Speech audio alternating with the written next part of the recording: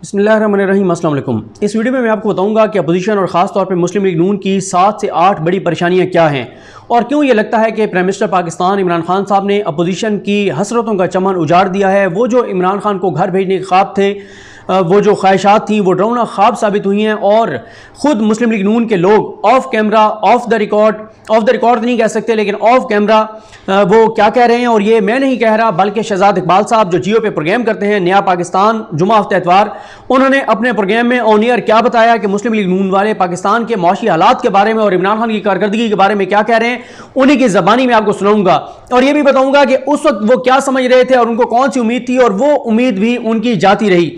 साथ ही आपको बताऊंगा कि मुस्लिम लीग नून के अंदर क्या चल रहा है, एक ऐसी खबर जिसको 2 हफ्ते हो गए हैं लेकिन मुस्लिम लीग नून ने उस खबर की तरदीद नहीं की।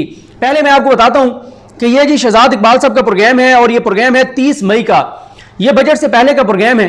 बजट से पहले ही जो मस्बत इशारे सामने आए थे उस वक्त मुस्लिम लीग नून वालों ने क्या कहा था शहजाद इकबाल साहब को, और उन मस्बत इशारियों के बाद राना सनाउल्लाह किस चीज से उम्मीद लगाए बैठे थे, वो उम्मीद लगाए बैठे थे कि जो बजट हुकूमत पेश करने जा रही है वो इतना बुरा होगा, उसमें इतने आवाम के ऊपर टैक्सेस लगाए जाएंगे कि इमरान खान के लिए बड़े मुश्किल हालात हो जाएंगे। लेकिन बजट के बाद की सूरत हाल पे बाद में बात करते हैं। पहले मैं आपको सुनाता हूं कि जब राना सनाउल्लाह साहब ये कह रहे थे कि अगले इलेक्शन में तहरीक इंसाफ के लोग कंपेन करने के लिए घरों से नहीं निकल सकेंगे, तो शहजाद इकबाल साहब ने क्या कहा, ये 2-2.25 मिनट का क्लिप है, ये जरूर आप सुने, फिर उसके बाद आगे जो चीजें उन पर बात करते हैं। ये अपनी इलेक्शन कंपेन नहीं कर सकेंगे, ये बाहर निकल के आवाम के साथ जो है वो अपना राब्ता नहीं कर सकेंगे, जूते पड़ेंगे इनको। राणा साहब किसी मगालते में है। राणा साहब अब देखें, हकीकत यह है और आपकी पार्टी के लोग भी अब ये बात कर रहे हैं कि आज जो हालात हैं वो पहले 2 साल से बेहतर है और आने वाले जो 2 साल होंगे वो आज से बेहतर होंगे। ये आपकी पार्टी के लोग खुद अब इस बात का एतराफ कर रहे हैं कि माशी तौर पे हालात पहले जैसे नहीं रहे। सुन लीजिए सर, सवाल सुन लीजिए सर, सवाल मुकम्मल तौर पे। इसके अलावा आपकी पार्टी में हिकमत अमली पे इत्तेफाक नहीं है, पीडीएम की कोई हिकमत अमली दोबारा नजर नहीं आ रही। वो कह रहे हैं कि हमें बैठाएं और इजलास में अफगानिस्तान के हवाले से बताएं कि क्या हो रहा है, ये हिकमत अमली है आपकी। तो ऑपोजिशन कमजोर हो गई है, इत्तेफाक राय नहीं है, माजी के मुकाबले में हालात बेहतर है, तो कैसे आप समझ सकते हैं कि हुकूमत को आप टफ टाइम देंगे? जो आप तो ट्रेन मिस कर चुके हैं, जो करना था वो पहले कर सकते थे, अब तो मौका नहीं है आपके पास। सुन लें शहजाद, सुन लें, हालात जो पिछले 3 साल जो खराब थे आने वाले साल में उससे ज़्यादा ख़राब होंगे। ये बजट जो है ये पिछले बजट से ज़्यादा तबाही लेके आएगा। ये सिर्फ लोगों को सब्ज़ बाग जो है वो दिखा रहे हैं। बाकी आपने किया बात हिकमत अमली की, कोई हिकमत अमली में अब हम नहीं है। हमारी हिकमत अमली, हमने जिस सिमत में जो है वो आगे बढ़ना है हम बिल्कुल उसके ऊपर पूरी तरह से क्लियर हैं और पीडीएम भी जो है वो पूरी तरह से जो है वो क्लियर है। रही बात आपने की कि जो अफगान, हम कह रहे हैं कि हमारे साथ बात करें, नो, हम नहीं कह रहे कि हमारे साथ बात करें। हमने ये कहा है कि अफगानिस्तान से मुतल्लिक़ जो मामला है उनको पार्लियामेंट में लेके आए। ठीक है, कौन ये बात कर रहा है, वहाँ पे जो है वो जो पॉलिसी बनेगी उसके ऊपर जो है वो अमल करें। आपकी पार्टी के लोगों से मईशत के हवाले से बात हुई जो समझते हैं कि आज हालात पहले 2 साल से बेहतर है और अगले 2 साल ज्यादा बेहतर हो सकते हैं, लेकिन आप कह रहे हैं हिकमत अमली तो बताएं किसके साथ। ये तो मैं अपने जराए तो मैं नहीं आपको बता सकता ना, लेकिन मुझे ये बात बताइए राणा साहब कि आप कह रहे हैं हिकमत अमली, वो जराए आपके हमारी पार्टी के जराए नहीं। अच्छा सही है, चले आप अपनी तसल्ली के लिए यही समझ लें, आप अपनी तसल्ली के लिए समझ लें। मेरी पूरी तसल्ली है, मेरी पूरी तसल्ली है मेरी। अच्छा ये राणा साहब मुझे ये बताइए कि ये हालात के मुताल्लिक जो है ना, मैं लोगों में रहता हूं, आप कह रहे हैं कि हिकमत अमली में बैठा हूं, आप कह रहे हैं कि पता है कि हालात जो है वो कितने बेहतर है और कितने अच्छा राणा साहब वो और बदतर होने जा रहे हैं। आप कह रहे हैं हिकमत अमली में कोई फर्क नहीं है, पहले आप हुकूमत को गिराना चाहते थे, आज आप पीडीएम में बैठ के ये डिस्कस कर। अच्छा जनाब, आपने सुन लिया कि शहजाद इकबाल साहब क्या कह रहे हैं कि खुद मुस्लिम लीग नून के लोग उनको ऑफ कैमरा ये बात कह रहे हैं कि हालात बहुत बेहतर हो चुके हैं और अगले 2 साल बाद हालात इससे बेहतर होंगे जो इस वक्त हालात हैं। यानी जो बात प्राइम मिनिस्टर पाकिस्तान इमरान खान साहब कहते हैं कि पाकिस्तान अपने बदतरीन हालात से निकल आया है, ये बात उनकी दुरुस्त है। कोविड के बावजूद बदतरीन मुआशी हालात जो पिछली हुकूमतों ने छोड़े थे उनके बावजूद, जिस तरह से करंट अकाउंट डेफिसिट था, जो हालात वाकयात सूरत हाल थी, उस सब के बावजूद इस एक ऐसे हालात में जब इंटरनेशनल इदारे ये लिख रहे हैं कि पूरी दुनिया में जो खाने पीने की अशिया है वो 10 साल की महंगी तरीन सतह के ऊपर हैं, उन हालात के बावजूद मुस्लिम लीग नून वाले ये बात मान रहे हैं कि इमरान खान जो हैं वो कामयाब नजर आते हैं और उनके लिए हालात खराब होने जा रहे हैं सियासी तौर पर अपोजिशन के लिए। दूसरा, जो शहजाद इकबाल साहब के 30 मई के प्रोग्राम में राना सनाउल्लाह ने कहा था कि जो बजट हुकूमत ये पेश करने जा रही है वो बड़ा बुरा बजट होगा। उस बजट के बाद अब आप हालात देख लें, 11 जून को बजट पेश किया गया, आज 14 जून हो गई है, 3-4 रोज में अपोजिशन एक भी चीज को निशाना नहीं बना सकी कि यह चीज इसमें गलत थी। बड़े बड़े मुर्शिदान, बड़े बड़े एक्सपर्ट, वो भी इस बजट में से कोई ऐसी चीज नहीं निकाल सके, बल्कि तारीफ करते हुए नजर आते हैं कि ये एक वाकई ही मौजूदा हालात में इससे बेहतरीन बजट पेश नहीं किया जा सकता था। तो पहली बात आपने देख ली कि नून लीग वाले ऑफ कैमरा जो बात कह रहे हैं एंकर्स को, और जियो के एंकर्स को कह रहे हैं, वो आपने सुन ली। दूसरा, उनको यह था कि बजट बड़ा बुरा होगा, वो आपने हालात देख लिए। और आज जो पंजाब का बजट पेश हुआ है उस पर आगे बात करेंगे, उसमें 70% भी अमल हो गया तो पंजाब मुस्लिम लीग नून के हाथ से निकल जाएगा। और यह भी मैं आपको बता दूं कि इस बजट में जो जनूबी पंजाब के लिए चीजें रखी गई हैं, मैं समझता हूं कि वो बहुत जबरदस्त हैं। जिस तरह से जनूबी पंजाब के इस्तेहसाल किया गया, जैसे शहबाज शरीफ साहब ने अपने दौर में 70 से 75% बजट सिर्फ लाहौर में लगाया और बाकी 30% बजट जो है वो पूरे पंजाब में लगाया, लेकिन अब ऐसा नहीं हो रहा। अब मैं आपको तीसरी चीज बताता हूं, यह भी बड़े आप गौर से सुनिएगा कि यह खबर है कब की, आज से 2 हफ्ते पहले की खबर है, और आज तक मुस्लिम लीग नून इस खबर की तरदीद नहीं कर सकी, क्योंकि यह तारिक अजीज साहब की खबर है रोजनामा दुनिया न्यूज में, और उनके पास बिल्कुल कंफर्म खबर होती है मुस्लिम लीग नून के हवाले से। इस खबर के रेलिवेंट पोर्शन पे आ जाता हूं, लेकिन बड़ी अहम इंफॉर्मेशन है जो आप सुने। पहली परेशानी, मुआशी शहरी ठीक सामत में जा रहे हैं, खुद ये मान रहे हैं। दूसरा, बजट का आपको मैंने बताया। तीसरी परेशानी इनकी है कि इनके अंदरूनी हालात की आप सुन लें। तारिक अजीज साहब अपनी खबर में लिखते हैं कि गुज़िश्ता मुशावरती इजलास में 12 सीनियर रहनुमा मौजूद थे।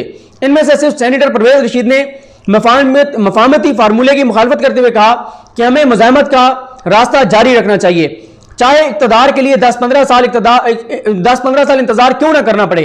जबकि शाहिद खान नवासी ने कहा कि शफाफ इंतखाबात के लिए एस्टैब्लिशमेंट यानी फौज से बात करने में कोई हर्ज नहीं।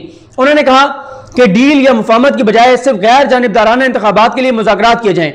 रिपोर्ट के मुताबिक नवाज शरीफ ने हतमी फैसले के लिए मुशावरत के कई सेशन किए, जिनमें शहबाज शरीफ, मरियम नवाज, हमजा, शाहिद खान नवासी, एहसन इकबाल, राना तनवीर, परवेज रशीद, राना सनाउल्लाह, सरदार अयाज सादिक, ख्वाजा साद रफीक, मरियम औरंगजेब, खुरम दस्तगीर और दीगर शामिल रहे।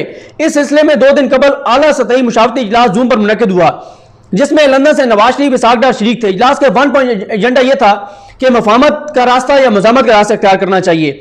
इसके अलावा कोई इशू डिस्कस नहीं हुआ। नवाज शरीफ ने इब्तिदा में वाज़ेह कर दिया कि शरीफ खानदान का कोई फर्द आज नहीं बोलेगा, सिर्फ पार्टी के सीनियर रहनुमा मेरी रहनुमाई करेंगे। ताहम बाद हमजा शहबाज ने खुसूसी इजाजत लेकर मुख्तसर और जामे बात की। रिपोर्ट के मुताबिक बतौर सेक्रेटरी जनरल एहसन इकबाल ने बहस का आगाज किया। उन्होंने नवाज शरीफ को मुखातिब करते हुए कहा कि नए इंतखाबात में वक्त कम है, मज़ामत या मुफाहमत पार्टी क्या करना है, मज़ामत कर रही है या मुफाहमत, पार्टी अब तक कोई फैसला नहीं कर सकी। कारकुन, पार्टी अहदेदार, अरकान असम्बली तज़ब्ज़ुब का शिकार हैं। हमें अपनी पॉलिसी हिकमत अमली वाज़ेह करना होगी। उन्होंने मुज़ाकरात के हक में दलाइल दिए और नवाज शरीफ से दरखास्त की कि वो जल्द फैसला करें, पार्टी के हक में बेहतर होगा। नून लीग पंजाब के सदर राना सनाउल्लाह ने कहा कि मैं सूबा भर का दौरा कर चुका हूं, बतौर एमएनए पूरे मुल्क के अरकान असम्बली से रब्ता रहता है। ग्रास रूट लेवल से लेकर पार्लियामेंट तक तमाम दर्जों की क़यादत और अरकान असम्बली के साथ इंटरेक्शन के नतीजे में मैं ये कह सकता हूं कि अगर हमने मुज़ाहमत तर्क करके मुफाहमत का रास्ता इख्तियार ना किया, यानी फौज के ऊपर जो हम हमले कर रहे हैं, जो मरियम की पॉलिसी है, जो नवाज शरीफ की पॉलिसी है, उस पॉलिसी से हमने हटकर और हमने मुफाहमत का रास्ता इख्तियार ना किया, तो हमारे 80% अरकान असम्बली, इलेक्टेबल्स, टिकट होल्डर्स भाग जाएंगे, चंद गिनती के दाने नून लीग में रह जाएंगे। ख्वाजा साद रफीक ने अपनी राय देते हुए कहा कि वक्त कम है, फैसला कौन पोजीशन इख्तियार करनी चाहिए। परवेज रशीद की तरफ से मुफाहमत जारी रखने के मशवरे पर साद रफीक ने कहा कि 10-15 साल का इंतजार समझ से बालातर है, पार्टी को किस रास्ते पर लेकर जाना है अभी यह फैसला करना होगा। मजमूई तौर पर साद रफीक मसलहत के हक में थे। खुसूसी इजाजत पर हमजा शहबाज ने पेश की माजरत करते हुए कहा कि मुल्क की तबाही की जिम्मेदार सिर्फ और सिर्फ तहरीक इंसाफ हुकूमत नहीं है, कल कौम अपोजिशन बिलखुसूस नून लीग को तबाही का जिम्मेदार समझेगी। हम सब कुछ तहरीक इंसाफ इमरान खान पर डालकर बरीजुमा नहीं हो सकते। हमसे भी पूछा जाएगा कि जब मुल्क डूब रहा था तो आप कहां थे। जाती अना और गुस्से में फैसले नहीं करने चाहिए। मुल्क की मफाद को खानदान सियासत पर फोकियत देना चाहिए।